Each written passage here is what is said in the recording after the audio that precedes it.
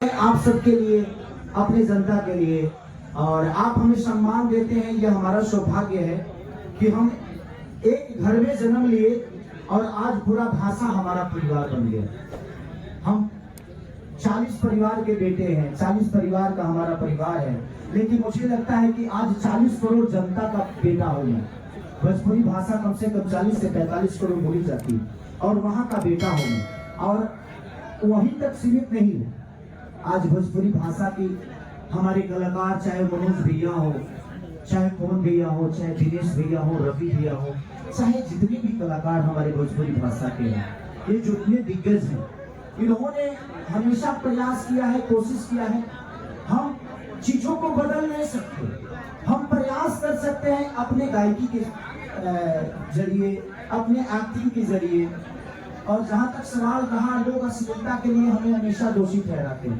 मैं नहीं मानता कि मेरी भोजपुरी भाषा कभी अश्लील थी और ना कभी है। हाँ, परोसने का तरीका गलत हो जाता है, इसलिए वो अश्लील हो जाती है।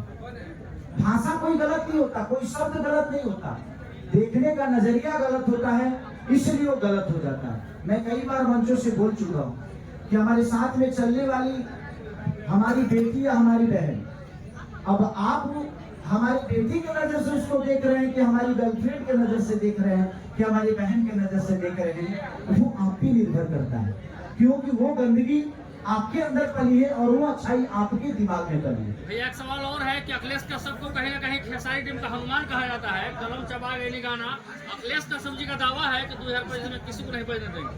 देखिए, नहीं, ऐसा नहीं है कि किसी को बजने नहीं देंगे, हम लोग सबको बजने देंगे। आप अपने मुंह से कह रहे हैं, बाबा पर बोला में कुछ बोल गए होंगे, बट सब कलाकार का हक है, सबको प्यार आशीर्वाद आप दीजिए। और क्यों नहीं